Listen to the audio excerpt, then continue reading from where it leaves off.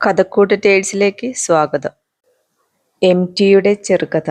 ഒരു പിറന്നാളിൻ്റെ ഓർമ്മ. നാളെ എൻ്റെ പിറന്നാളാണ്. എനിക്ക് ഓർമ്മയുണ്ടായിരുന്നില്ല. അവളുടെ കത്തിൽ നിന്നാണത് മനസ്സിലായത്. അവൾ എഴുതിയിരിക്കുന്നു, വരുന്ന വ്യാഴാഴ്ചയാണ് പിറന്നാള്.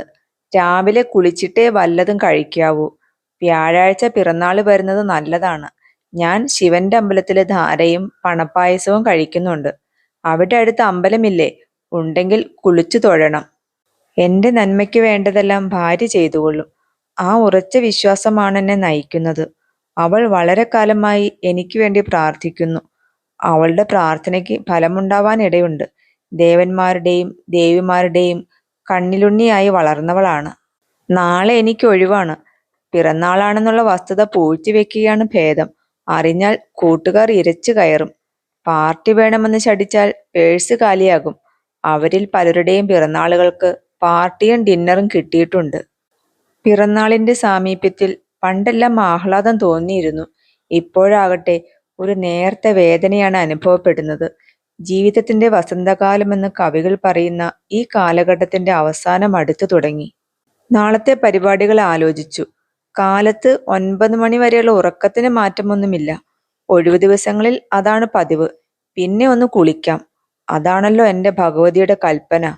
പിന്നെ ആനന്ദഭവനിൽ നിന്നും വരുത്തിയ പൂരി മസാലയും കാപ്പിയും.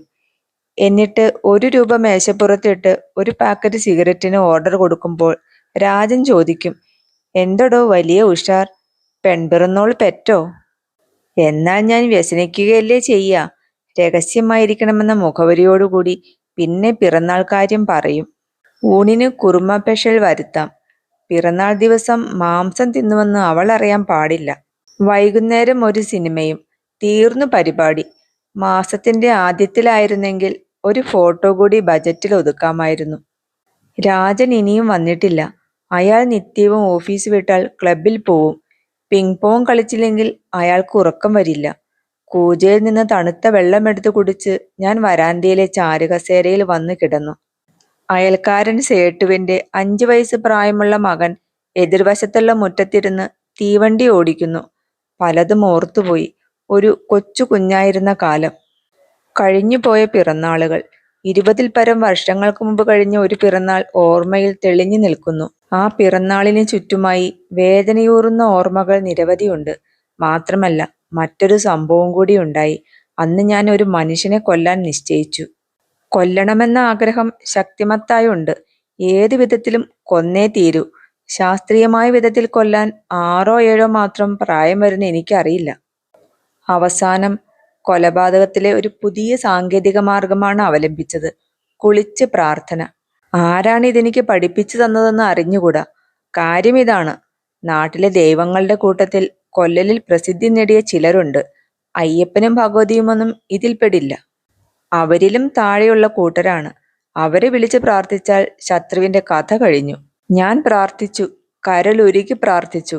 എന്റെ ശത്രു എന്തുകൊണ്ടോ മരിച്ചില്ല. അദ്ദേഹത്തെ കൊല്ലാൻ തീരുമാനിച്ചത് പിറന്നാൾ ദിവസമാണ്. ഇപ്പോൾ ഞാൻ ഓർത്തു പോകുന്നു. പിറന്നാൾ ഒരു പ്രധാന ദിവസമാണെന്ന് അറിയാമായിരുന്നു. ഗംഭീരമായി ആഘോഷിക്കേണ്ടതാണ്. പക്ഷേ അത് മുതിർന്ന ആളുകളുടെ കാര്യത്തിൽ മാത്രമാണെന്നായിരുന്നു ധാരണ. ഞങ്ങളുടെ സ്കൂളിൽ കൊല്ലത്തിൽ ഒരു ദിവസം അവിലും ശർക്കര വെള്ളവും എല്ലാവർക്കും കിട്ടാറുണ്ട്.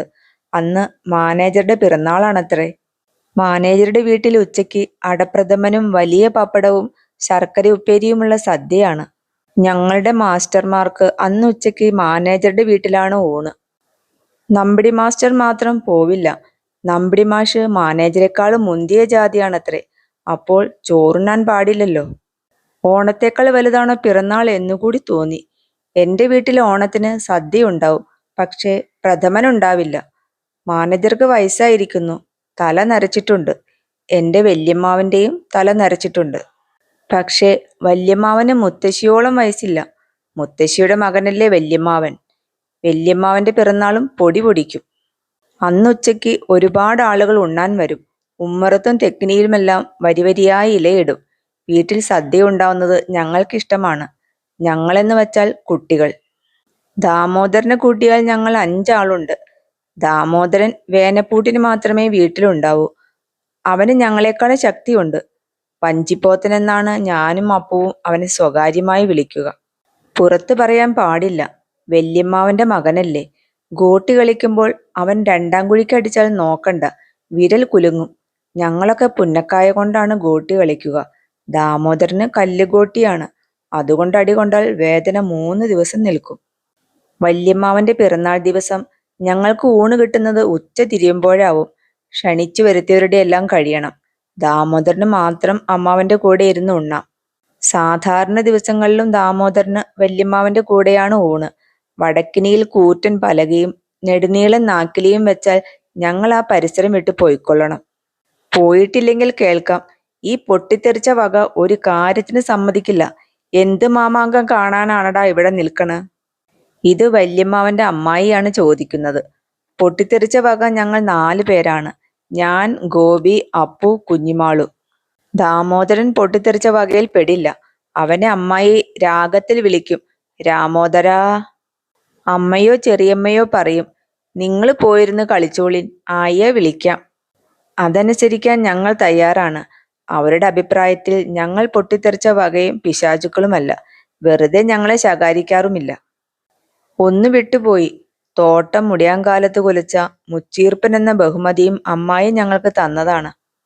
പലപ്പോഴും വിചാരിക്കും, അമ്മയ്ക്ക് അമ്മായിയെ പിടിച്ച് 4 കൊടുത്താലെന്താ? എന്തോ അമ്മയ്ക്ക് അമ്മായിയെ ഭയമാണ്, ചെറിയമ്മയ്ക്കും. വല്യമ്മാവന്റെ അമ്മായി ആയതുകൊണ്ടാവും. വല്യമ്മാവൻ ഉമ്മറത്തിരിക്കുമ്പോൾ ആ വഴി കുളിച്ചു പോവാൻ കൂടി അമ്മയ്ക്കും ചെറിയമ്മയ്ക്കും ഭയമാണ്. പക്ഷേ അമ്മായി പത്തായപ്പുരയിലാവുമ്പോൾ അമ്മയും ചെറിയമ്മയും അവരെപ്പറ്റി കുശൂശിക്കുന്നത് കേൾക്കാം. അമ്മായിയുടെ കഴുത്തിൽ ഏലസ് കോർത്തിട്ട സ്വർണ്ണനൂല് 4 പവന്റെയാണത്രേ. കാപ്പ് ഉടച്ചു പണിയാൻ കൊടുത്തിരിക്കുന്നു. പുതിയ പറമ്പ് വാങ്ങാൻ പോകുന്നു. അമ്മയ്ക്ക് സ്വർണ്ണനൂലും സ്വർണ്ണക്കാപ്പുമില്ല. ചെറിയമ്മയ്ക്ക് തോടയും രൂപം കൊത്തിയ വളയുമുണ്ട്. അപ്പുവിന്റെ അച്ഛന് അങ്ങാടി കച്ചവടം കൊണ്ട് ധാരാളം കാശ് കിട്ടുന്നുണ്ടത്രേ. എന്റെ അച്ഛന് കാശില്ലാത്തത് കൊണ്ടായിരിക്കും അമ്മയ്ക്ക് സ്വർണ്ണനൂലില്ലാത്തത്. വല്യമ്മാവനും ദാമോദരനും ഉണ്ണുന്നത് ഞങ്ങൾ കുത്തഴിയിലൂടെ പാളി നോക്കും. കാച്ചിയ പപ്പടവും അരച്ച് കലക്കിയും കൊണ്ടാട്ടവും ഇലയിൽ കാണാം. പയറ്റുകൊണ്ടാട്ടം എനിക്ക് വലിയ ഇഷ്ടമാണ്. ദാമോദരൻ കൊണ്ടാട്ടം കറുമുറ കടിക്കുമ്പോൾ എൻ്റെ വായിൽ വെള്ളം നിറയും. പാളി നോക്കുന്നത് അമ്മായി കാണാൻ പാടില്ല. ഞങ്ങൾ 4 പേരും ഉറുണ്യന്മാവിന്റെ ചുവട്ടിലേക്ക് നടക്കും. വല്യമ്മാവിനേക്കാളും ഞങ്ങളുടെ സ്നേഹവും ബഹുമാനവും ആർജിച്ചിരുന്നത് ഉറുണ്യന്മാവാണ്. ആ കൂറ്റൻ മാവിന്റെ ചുവട്ടിലെ പുല്ലാനി പടർപ്പുകൾ ഞങ്ങൾ വെട്ടി നീക്കി, ചവറെല്ലാം അടിച്ച് വൃത്തിയാക്കി. ഒഴിവുകാലത്ത് പകൽ മുഴുവൻ അതിന്റെ ചുവട്ടിൽ പോയിരിക്കും. ഉറുണ്യന്മാവിന് ആ പേർ വരാൻ കാരണം മാങ്ങയുടെ ചെറുപ്പമാണ്. ഒരു ചെറുനാരങ്ങോളമേ വലിപ്പമുള്ളൂ. എങ്കിലും എന്തൊരു സ്വാദാ! ചുറ്റുപാടും ഉച്ചവെയിൽ കത്തിയെരിയുകയാവും. ഞങ്ങൾ 4 പേരുണ്ടാവുമ്പോൾ യാതൊരു വഴക്കുമില്ല. വടക്കേതിലെ കുട്ടികൾ വന്നാൽ വഴക്ക് തന്നെ. അവരുടെ ആക്രമണത്തെ ഞങ്ങൾ സംഘടിതമായി ചെറുത്ത് നിൽക്കും. അങ്ങാടിക്കൊട്ടൻ കയറുന്നതും കാറ്റ് വരുന്നതും കാത്തിരിക്കുമ്പോൾ മനസ്സ് വീട്ടിലെ വടക്കിനിയിലാവും. ആവി പറക്കുന്ന ചോറ്, കൊണ്ടാട്ടം, നടുമുറിച്ച് കാച്ചിയ പപ്പടം. നമുക്കും വല്യമ്മാവന്റെ മകനാവാർന്നു. അപ്പുവിന്റെ അഭിപ്രായം എല്ലാവരും അംഗീകരിച്ചതാണ്. ദാമോദരൻ നീട്ടി വലിച്ച് തേട്ടിക്കൊണ്ട് വയറും തിരുമ്മി ഞങ്ങളുടെ അടുത്ത് വരുമ്പോൾ കൂട്ടാന്റെ സുഖകരമായ മണം മൂക്കിൽ കയറും. അത് കായത്തിന്റെ മണമാണോ? കൊണ്ടാട്ടത്തിന്റെ സ്വാദിനെപ്പറ്റി ചോദിച്ചറിയണമെന്നുണ്ട്. പക്ഷേ ചോദിക്കില്ല. ചിലപ്പോൾ ഇലയിൽ വിളമ്പിയ കൊണ്ടാട്ടം തിന്നാതെ സൂക്ഷിച്ചിരിക്കും. ഞങ്ങളുടെ മുമ്പിലിരുന്ന് തിന്നാനാണ് അവന് രസം. ഒരു കഷ്ണം കിട്ടിയാൽ നന്നായിരുന്നു. അപ്പുവും ഗോപിയും കുഞ്ഞുമാളും ഉള്ളപ്പോൾ ചോദിക്കാനൊരു മടി. ഒരിക്കൽ ഞാൻ പതുക്കെ ചോദിച്ചു, ഒന്നെനിക്ക്. അവൻ തൊള്ള പൊളിച്ച് ഗോഷ്ഠി കാണിച്ചുകൊണ്ട് ചോദിച്ചു, അത്ര പൂതിയുണ്ടോ? എന്റെ അഭിമാനം കീറി മുറിഞ്ഞു. മാങ്ങ കിട്ടിയാൽ അവനെ കൊതി പിടിപ്പിച്ചുകൊണ്ട് തിന്നാണ്, ഒരു കഷ്ണവും കൊടുക്കാതെ തിന്നാണ് ഞാൻ അതിന് പകരം വീട്ടിയിരുന്നത്. ദാമോദരൻ കൊതിയനാണ്. പക്ഷേ അമ്മായിയുടെ അഭിപ്രായത്തിൽ ഞാനാണ് ഏറ്റവും വലിയ കൊതിയൻ. അവരുടെ ദാമോദരന് വയറിളക്കം പിടിച്ചത് എന്റെ കൊതി കൊണ്ടാണത്രേ. കുറെ നേരം കാത്തിരിക്കുമ്പോൾ അമ്മയുടെ വിളി കേൾക്കാം, കുഞ്ഞികൃഷ്ണ ഇങ്ങോട്ട് വന്നോളിൻ. ഞങ്ങൾക്ക് നടപ്പുരയിൽ വിളമ്പി വെച്ചിട്ടുണ്ടാവും. ചോറല്ല, വരി വരിയായി ഓട്ടുകിണ്ണങ്ങളിൽ കഞ്ഞിയും മഞ്ഞ നിറത്തിലുള്ള കൂട്ടാനും ഇരിപ്പുണ്ടാവും. എനിക്കത് കാണുമ്പോൾ ഒരമർഷമാണ് തോന്നുക. ആരോടെന്നറിയില്ല, ലോകത്തെ മുഴുവൻ ശപിച്ചുകൊണ്ട് ഞാനത് അകത്താക്കും. അപ്പുവിന് ഒരു സൂത്രമുണ്ട്. അവൻ കിണ്ണം ചുണ്ടോടടുപ്പിച്ച് ഒരൊറ്റ വലി വലിക്കും. താഴെ വെക്കുമ്പോൾ കായലിൽ ഒരു തുരുത്തുപോലെ വറ്റ് പൊങ്ങിക്കാണും. കഞ്ഞിയുടെ സമയത്ത് വെറുതെ ഞാൻ അമ്മയുമായി വഴക്ക് കൂടും. അമ്മ നിസ്സഹായിയാണെന്ന് എനിക്കറിയാം. എന്നാലും കഞ്ഞി കുടിക്കാൻ വയ്യ. അതിലൊരു താഴ്ചയുണ്ട്. ചെറുമൻ ചാത്തന്റെ ചാളയിലും മുറ്റമടിക്കുന്ന മാണിയുടെ പുരയിലും കഞ്ഞിയാണ്. അവർക്ക് നെല്ലില്ലാത്തത് കൊണ്ടാണ്. എന്റെ വീട്ടിൽ പത്തായങ്ങളിൽ നിറയെ നെല്ലുണ്ട്. അമ്മാവനും ദാമോദരനും ചോറ് കിട്ടുന്നുണ്ട്. ഞങ്ങൾക്ക് മാത്രം എന്തിന് കഞ്ഞി തരുന്നു? വല്യമ്മാവന് ഞങ്ങളോട് ഇത്ര പകയുണ്ടാവാൻ കാരണമെന്ത്? എത്ര ആലോചിച്ചിട്ടും മനസ്സിലാവുന്നില്ല. ദാമോദരന് കൊടുക്കുന്നത് പോലെ കവറിട്ട പന്തും പാവും മുണ്ടും തരണ്ട. ചീത്ത പറയാതിരുന്നുകൂടെ? എപ്പോഴും ഞങ്ങളെ ചീത്ത പറയും. എന്തടാ ചെയ്ത്താന്മാർ കിടന്ന് വട്ടിരിയണ് എന്നാണ് ചോദ്യം. ഞങ്ങൾ വായിൽ തീക്കട്ടയുമിട്ട് പാതിരായ്ക്ക് നടക്കാറില്ല. പിന്നെങ്ങനെയാണ് ചെകുത്തന്മാരാവുന്നത്? അകത്തുനിന്ന് എന്തെങ്കിലും ശബ്ദം കേട്ടാൽ മതി, പിന്നെ അലർച്ചയാണ്. മിണ്ടാതിരുന്നോളിൻ, ചവിട്ടിയിട്ട് ഞങ്ങൾ വിറച്ചു പോവും. വീട്ടിലുള്ളവരോട് മുഴുവൻ അമ്മാവന് വെറുപ്പാണ്. ഈ തറവാട് പൊളിക്കാൻ 2 കരിമ്പ്രങ്ങളുണ്ട്. കരിമ്പ്രം എന്നാൽ എന്താണെന്ന് ഞങ്ങൾക്കാർക്കും അറിഞ്ഞുകൂടാ. കുറെ പ്രാവശ്യം കേട്ടപ്പോൾ അമ്മയ്ക്കും ചെറിയമ്മയ്ക്കും കൊടുത്ത പേരാണെന്ന് മനസ്സിലായി. മുത്തശ്ശിയെ കൂടി വല്യമ്മാവന് പേടിയില്ല. എന്റെ അമ്മ എന്നെ അടിക്കാറുണ്ട്. അതുപോലെ മുത്തശ്ശിക്ക് അമ്മാവനെ തച്ചാലെന്താ? ഒരിക്കൽ ഗോപിയെ നടുമുറ്റത്തെ തൂണിൽ പിടിച്ചുകെട്ടി ഒരു പുളിവാറൽ മുറിയുന്നത് വരെ അമ്മാവൻ അടിച്ചു. അത് കണ്ടപ്പോൾ മുത്തശ്ശി പറഞ്ഞു, എടാ, നീ ഇങ്ങനെ നീശനാവരുത്. ബാലശാപം കാലു പിടിച്ചാ പോവില്ല. അത് കേട്ടപ്പോൾ വല്യമ്മാവൻ പറയുന്നത്, തള്ളേ, നിങ്ങൾ നിങ്ങളുടെ പാട്ടിന് ഇരുന്നോളിൻ. മൂച്ചിക്ക് ചിറിക്കാറായിട്ടും മുത്തശ്ശി പിന്നെ മിണ്ടിയില്ല. വലിയവരുടെ പിറന്നാളിന് മാത്രമേ സദ്യയുള്ളൂവെന്നായിരുന്നു എന്റെ ധാരണ. സ്കൂൾ മാനേജരും വല്യമ്മാവനും വയസ്സായവരല്ലേ? വയസ്സായാൽ എന്റെ പിറന്നാളും കേമമായി നടത്തണം. നാട്ടിലുള്ളവരെ മുഴുവൻ ക്ഷണിക്കണം. എന്റെ പിറന്നാൾ ഒരു സാധാരണ ദിവസം പോലെ തന്നെയാണ്. രാവിലെ കുളിക്കുമെന്നതാണ് ഒരു പ്രത്യേകത. വലിയവരുടെ മാത്രമല്ല, കുട്ടികളുടെ പിറന്നാളിനും സദ്യ ഉണ്ടാവുമെന്ന് ആദ്യമായി പറഞ്ഞത് ഞങ്ങളുടെ ക്ലാസ്സിലെ മണിയാണ്. മണിയുടെ പിറന്നാളിന് സദ്യ ഉണ്ടാവുമത്രേ. അവന്റെ മാത്രമല്ല, അവന്റെ അനുജത്തിയുടെയും. എന്തോ എനിക്ക് വിശ്വാസം വരുന്നില്ല. അവൻ നുണയേ പറയാറുള്ളൂ. അവന്റെ വീട്ടിലെ പാമ്പിൻകാവിൽ 3 ചെപ്പുകുടം നിറച്ച് പൊന്ന് കുഴിച്ചിട്ടിട്ടുണ്ടെന്ന് പറഞ്ഞ വീരനല്ലേ. പക്ഷേ പിറന്നാളിന്റെ കാര്യം മണി പറഞ്ഞത് വാസ്തവമായിരുന്നു. എന്റെ വീട്ടിൽ വെച്ച് ദാമോദരന്റെ പിറന്നാൾ ആദ്യമായി ആഘോഷിച്ചു. സാധാരണ പിറന്നാളിന് ദാമോദരൻ അവന്റെ വീട്ടിൽ തന്നെയായിരിക്കും. അക്കൊല്ലം ആദ്യമായാണ് എന്റെ വീട്ടിലുണ്ടാവുന്നത്. തലേ ദിവസം ഉരുണ്ണിയന്മാവിന്റെ ചൂടിലിരിക്കുമ്പോൾ ദാമോദരൻ പറഞ്ഞു, നാളെ എന്റെ പിറന്നാളാണല്ലോ. അതിന് ഞങ്ങൾക്ക് എന്ത് വേണം? ഞങ്ങളാരും ഒന്നും പറഞ്ഞില്ല. നാളെ പായസം വെക്കൂലോ. ഞങ്ങൾക്ക് ചിരിക്കാൻ തോന്നി. അവന്റെ കുളൂസ് കേട്ടില്ലേ? പക്ഷേ പിറ്റേ ദിവസം ഞങ്ങൾ അമ്പരക്കുക തന്നെ ചെയ്തു. ദാമോദരന്റെ പിറന്നാളിന് സദ്യ ഉണ്ടാക്കിയിരിക്കുന്നു. അപ്പോൾ കുട്ടികളുടെ പിറന്നാളിലും സദ്യ ഉണ്ടാക്കാം. അമ്മ ഇത്ര നാൾ ഇത് അറിഞ്ഞിരുന്നില്ലേ? എന്റെ പിറന്നാൾ വരട്ടെ. അടുത്ത കർക്കിടകം വരുന്നതും കാത്തിരുന്നു. മുത്തശ്ശിക്ക് നാട്ടിലുള്ളവരുടെ മുഴുവൻ പിറന്നാളും ശ്രാദ്ധവും അറിയാം.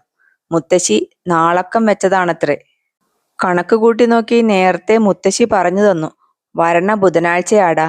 ഇനി അതിനാപ്പോ 6ഉം 64ഉം. ഞാൻ മനസ്സിൽ പിറുപിറുത്തു. മുത്തശ്ശി കണ്ടോളോണ്ട്. ഞാൻ അമ്മയുടെ അടുത്ത് നിവേദനം സമർപ്പിച്ചു. എന്റെ പിറന്നാൾ ദിവസം സദ്യ ഒരുക്കണം. നിനക്ക് പ്രാന്താടാ? അമ്മ ഇത്ര നിസ്സാരമാക്കുമെന്ന് ഞാൻ കരുതിയില്ല. എനിക്ക് കരച്ചിൽ വന്നു. ദാമോദരന്റെ പിറന്നാളിന് ആന പിണ്ടിടണ കണ്ട് മുയല് മുക്കിയാലോ? ദാമോദരനെ വല്യമാമയുടെ മോനാ. എനിക്കിതൊന്നും മനസ്സിലാവുന്നില്ല. അമ്മയ്ക്ക് എന്റെ വേദന കുറേശ്ശെ മനസ്സിലാവുന്നുണ്ട്. അതിന് അമ്മ എന്താ ചെയ്യാ? അമ്മാമ്മയല്ലേ നെല്ലളന്നു വരാൻ? അത് ശരിയാണ്. അമ്മാവനാണ് വീട്ടുചെലവിന് നെല്ലളന്ന് കൊടുക്കുക. പത്തായങ്ങളുടെ എല്ലാം താക്കോൽ അമ്മാവന്റെ കയ്യിലാണ്. ആഴ്ചയിലൊരിക്കൽ പത്തായപ്പുരയുടെ താഴത്തുള്ള വലിയ പെട്ടിപ്പത്തായം തുറക്കും. എന്നിട്ട് 4 പുരയിലേക്കൊരു വിളി, ആരാ അകത്തുള്ളത്? അമ്മ ഉടനെ പുറത്തു വന്നിട്ടില്ലെങ്കിൽ അമ്മാവന്റെ ശബ്ദം കുറച്ചുകൂടി ഉയരും. ഈ നശൂലങ്ങള് ഒറ്റൊന്നിനും ചെകിടുകൂടിയില്ല. അപ്പോഴേക്കും അമ്മ കൊട്ടയം എടുത്ത് വന്നിട്ടുണ്ടാവും. അമ്മാവൻ 3 വടിപ്പൻ നെല്ല് അളന്നിട്ട് കൊടുക്കും. ഒരാഴ്ചത്തെ ചെലവിനാണത്. അത് മതിയാകുന്നില്ലെന്ന് മുത്തശ്ശി ശിപാർശ ചെയ്തപ്പോൾ അമ്മാവൻ അലറി. ഇവിടെ 12,000 വിളയണ്. ആരാന്റെ 5-ന് 2 കുത്താണ്ട കഴിയാൻ പ്രാർത്ഥിച്ചോളിൻ. അപ്പോൾ എന്റെ പിറന്നാളിന് സദ്യ വേണമെങ്കിൽ അമ്മാവൻ കൂടുതൽ നെല്ലളന്ന് തരണം. അമ്മാവന് തന്നാലെന്താ? പത്തായത്തിൽ ധാരാളം കിടപ്പുള്ളതല്ലേ. ചോദിക്കാൻ എനിക്കും വയ്യ. തച്ചാലോ എന്നാണ് ഭയം. അമ്മ ചോദിച്ചാൽ നന്നായിരുന്നു. സന്ധ്യയ്ക്ക് കുളിച്ചു പോരുമ്പോൾ ഞാൻ അമ്മയോട് പറഞ്ഞു, അമ്മ ചോദിച്ചേക്കൂ. എന്തടാ? ഞാൻ മിണ്ടിയില്ല. എന്ത് ചോദിക്കണ്? അമ്മാമ്മോടേ. നിനക്ക് പ്രാന്താ?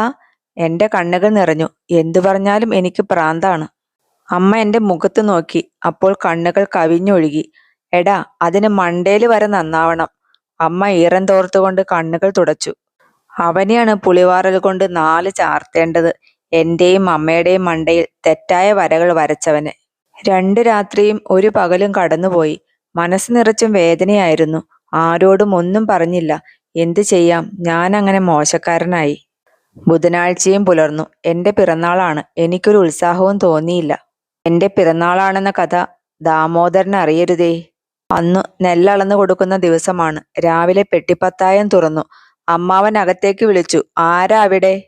അമ്മ കൊട്ടയുമെടുത്ത് പത്തായപ്പുരയിലേക്ക് ചെന്നു. ഉമ്മറത്തെ പടിഞ്ഞാറേ അറ്റത്ത് ചിതൽ പിടിച്ചു നിൽക്കുന്ന തൂണും ചാരി ഞാൻ ഇരിക്കുകയാണ്. കിളിവാതിലിലൂടെ നോക്കുമ്പോൾ അമ്മാവൻ നെല്ലളന്നിടുന്നത് കാണാം. 3 വടിപ്പൻ അളന്ന ശേഷം അമ്മാവൻ പത്തായം അടയ്ക്കാൻ തുടങ്ങുമ്പോൾ അമ്മ പതുക്കെ പറഞ്ഞു, ഇന്ന് കുഞ്ഞികൃഷ്ണന്റെ പിറന്നാളാ. എന്റെ ഹൃദയം തുടിച്ചു. ഞാൻ വിചാരിച്ച പോലെയല്ല. എന്റെ അമ്മ എത്ര നല്ല അമ്മയാണ്. അതിന് മനേക്കാവിലെ അരക്കൂട്ട് പായസം കൂടി നേർന്നിട്ടുണ്ട്. 4 ഇടങ്ങഴിയും കൂടി. ഇടിവെട്ടുന്ന സ്വരത്തിൽ അമ്മാവൻ പറഞ്ഞു. ആരേ പറഞ്ഞത് നേരാൻ? നേർന്നിട്ടുണ്ടെങ്കിൽ നേർന്നോര് കഴിച്ചോളുണ്ടു. ഓന് ദണ്ണം പിടിച്ചപ്പോ നേർന്നതാ. ഓന്റെ തന്തോട് പറ. കാക്കാശിന് അയാളെ കൊണ്ട് ഉപകാരമുണ്ടോ? എന്റെ ഇഷ്ടത്തിന് നടത്തിയതല്ലല്ലോ. എന്നേടി ഇവിടെ പെണ്ണുങ്ങൾ കാര്യം പറയാൻ തുടങ്ങിയത്? ഓപ്പോടല്ലാതെ പിന്നെ ആരോടാ പറയാ? ഓപ്പോടെ കുട്ടിയച്ചാൽ ഓരുമ്പെട്ടോളെ, നിന്നെ ഞാൻ. ഒരടി പൊട്ടുന്ന ശബ്ദം. കിളിവാതിലൂടെ നോക്കുമ്പോൾ അമ്മ പത്തായത്തിന്റെ മുകളിലേക്ക് കമിഴ്ന്നു വീഴുന്നു. എന്റെ അമ്മേ! ഞാൻ അറിയാതെ നിലവിളിച്ചു പോയി. അകത്തുള്ളവരെല്ലാം ഉമ്മറവാതിൽക്കൽ വന്ന് പത്തായപ്പുരയിലേക്കൊന്ന് നോക്കി തിരിച്ചുപോയി. മുത്തശ്ശി മാത്രം 2 വട്ടം ഉച്ചത്തിൽ ജപിച്ചു, നാരായണ നാരായണ. കുറച്ചു കഴിഞ്ഞപ്പോൾ നെല്ലുകൊട്ടയുമെടുത്ത് അമ്മ പത്തായപ്പുരയുടെ ഒതുക്കുകൾ ഇറങ്ങി വന്നു. അപ്പോൾ കവിൾത്തടങ്ങളിലൂടെ കണ്ണീർ ഒഴുകിയിരുന്നു. ഇടത്തെ പുരുകത്തിന് മുകളിൽ ചോരയും. ആ പിറന്നാൾ ദിവസം ഞാൻ കുളിച്ചില്ല. അമ്മ എന്നെ നിർബന്ധിച്ചതുമില്ല.